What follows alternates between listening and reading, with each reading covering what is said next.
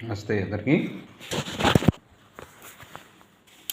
ఇప్పుడు స్వామి మైత్రేయ గారి ముద్రాశాస్త్ర రహస్యాల్లో చూద్దాం. కంటిన్యూషన్. శరీరంలో వాత పిత్త కఫ దోషాలు ఉంటాయి.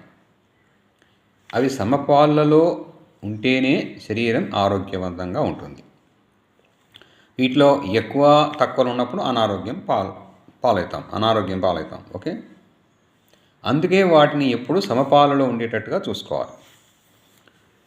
త్రిదోషాలు ఏంటి? వాత పిత్త కఫ. ఒకటి విధులు, పనులేంటి? వాతం యొక్క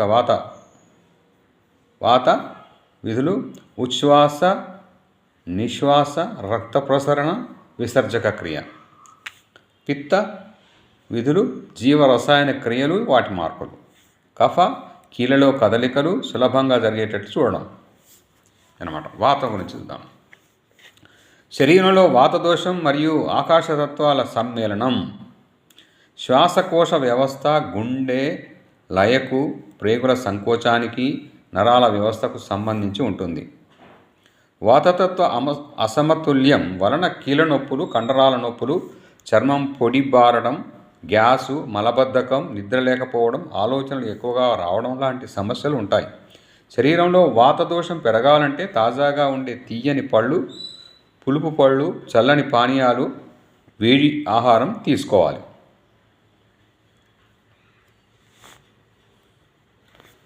పిత్త అగ్ని మరియు జలతత్వాల సమ్మేళనం. అది శరీర ఉష్ణోగ్రతకు, జీవ రసాయనిక క్రియలు, హార్మోన్లలోని మార్పులకు సంబంధించి ఉంటుంది. పిత్త ప్రకోపం వలన యుక్త వయసులో మొటిమలు, కడుపులో మంట, శరీరమంతా మంటగా ఉండడం, కళ్ళు ఎర్రబారడం, కోపం ఎక్కువగా ఉండడం లాంటి లక్షణాలు ఉంటాయి. పిత్తదోషం పైత్యరసానికి సంబంధించి ఉంటుంది. ఇది తగ్గాలంటే తాజాగా ఉన్న పళ్ళు, పాలు తీసుకోవాలి.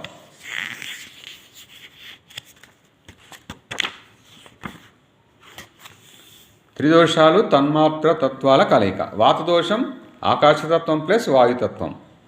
పిత్తదోషం అగ్ని ప్లస్ జలతత్వం. కఫదోషం పృథ్వీతత్వం ప్లస్ జలతత్వం. చల్లని ఆహార పదార్థాలు, తాజా కూరగాయలు, సన్ఫ్లవర్ ఆయిల్తో వండిన పదార్థాలు తినాలి. తినకూడనివి కూరల్లో ఉప్పు, కారం వాడకం బాగా తగ్గించాలి. వేడి చేసే పదార్థాలు, మిర్చి, ఫ్రిడ్జ్లో ఉంచిన పదార్థాలు, కాఫీ, టీ, వేపుడు పదార్థాలు తినకూడదు, తీసుకోకూడదు. వాత పిత్త కఫ. నెక్స్ట్ కఫదోషం పృథ్వీ మరియు జలతత్వాల సమ్మేళనం. అది శరీరంలో నిలకడ పొందిక, కీళ్ళు, టిష్యూలలోని మెత్తదనం, నూర్పుదనంతోనూ, నోటిలోని ముక్కులోని తడితోనూ సంబంధం కలిగి ఉంటుంది.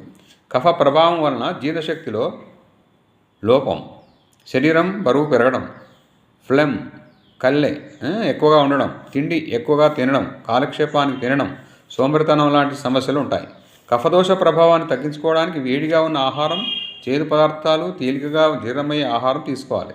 చల్లని ఆహార పదార్థాలు, చలువ చేసే పదార్థాలు, నూనె వంటకాలు, బేకరీ పదార్థాలు, కూల్ డ్రింకులు తీసుకోకూడదు. షడ్రుచులైన తీపి, కారం, పులుపు, ఉప్పు, చేదు మరియు వగరులనే 6 రసాలుగా మనం చెప్పుకుంటాం. మన శరీరంలోని త్రిదోషాలు ఆ 6 రసాలతో సంబంధం కలిగి ఉంటాయి. తీపి పదార్థం తిన్నప్పుడు మనలో వాతదోషం తగ్గి కఫం, పిత్తం పెరుగుతాయి. శరీరంలో బరువు పెరుగుతుంది, ధాతువులు పెరుగుతాయి. పులుపు తినడం వల్ల కఫ, పిత్త దోషాలు పెరుగుతాయి, వాతం తగ్గుతుంది. ఉప్పు వల్ల కఫం, పిత్తం పెరిగి వాతం తగ్గుతుంది. కారం వల్ల వాతం, పిత్తం పెరిగి కఫం తగ్గుతుంది. చేదు తింటే వాతం పెరిగి కఫం, పిత్తం తగ్గుతాయి, ధాతువులు తగ్గుతాయి. వగరు తింటే వాతం పెరిగి కఫం, పిత్తం తగ్గుతాయి. చిన్నతనం నుండి 16 సంవత్సరాల ప్రాయం వరకు వాత పిత్తల కంటే కఫదోషం ప్రభావం ఎక్కువగా ఉంటుంది.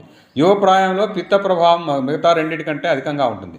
అందుకే ఈ వయసులో జీర్ణశక్తి బాగుంటుంది.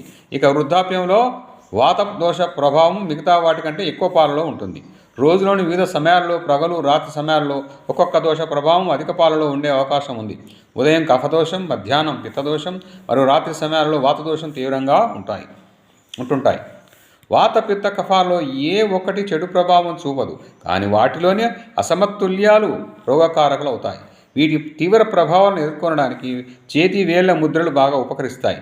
ప్రాణాయామాలతో హస్తముద్రలను, ముద్రలను, బాహ్య కుంభకం, అంతర్కుంభకం సాధన చేసే ఇనువడించిన ఫలితాలు చేకూరుతాయి.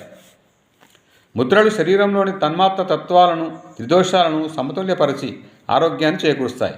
చిన్న శారీరక సమస్యల నుంచి దీర్ఘకాలిక వ్యాధులను సైతం ముద్రా సాధనతో పోగొట్టుకోవచ్చు అనే విషయం అనుభవపూర్వకంగా శాస్త్రీయపరంగా రుజువు చేయబడింది. ఉదాహరణకు అపాన హృదయ ముద్రలు డయాబెటీస్, గుండె జబ్బులను నయం చేయగలుగుతాయి. జలుబు, బ్రాంకటైసిస్, అస్తమాలను లింగముద్రతో ఉపశమన పరచవచ్చు. శంకుముద్ర విపరీత కరణితో థైరాయిడ్ సమస్యను ఎదుర్కోవచ్చు. పార్కిన్సన్ వ్యాధి, ఆర్థరైటిస్, గ్యాస్ట్రైటిస్లను వాయుముద్రతో పారదోలవచ్చును.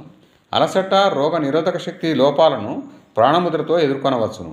తలనొప్పి, ఈఎన్టీ సమస్యలను షణ్ముఖి, మహర్షీష ముద్రలతో నయం చేసుకోవచ్చు. చర్మ సంబంధ వ్యాధులను వరుణ ముద్రతో నయం చేసుకోవచ్చు.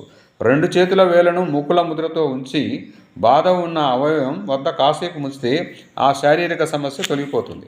సూర్యముద్రతో ఊబకాయాన్ని తగ్గించుకోవచ్చు. వజ్రోలి, అశ్విని ములరతో మూత్ర సంబంధమైన, జన్యు సంబంధమైన బాధలను తొలగించుకోవచ్చును. శరీరంలో వేడి తగ్గడానికి కాకి ముద్ర, శంకుముద్రలు ఉపయోగపడతాయి. ఇవిగాక ఇంకా జ్ఞానముద్ర, హృదయ జ్ఞానముద్ర, కేసరి, శాంభవి, భూచారి, అంజలి మరియు ప్రాణామ ముద్రలు భావోద్వేగాలను అధిగమించడానికి, మానసిక ప్రశాంతతకు ఉపకరిస్తాయి. వాయుతత్వం అధికంగా ఉంటే దాని పర్యవసానంగా వెన్నునొప్పి, అన్నవాహికలో గ్యాస్ ఉత్పన్నమైన అసౌకర్యంగా ఉండడం, గుండె జబ్బు లేదా కీళ్ళ నొప్పులు కలగవచ్చు. వాయుతత్వం తక్కువగా ఉంటే నిర్ణయాలు తీసుకునే సామర్థ్యం తగ్గడం, చెప్పదలుచుకున్న విషయాన్ని సరిగా చెప్పలేకపోవడం జరుగుతాయి.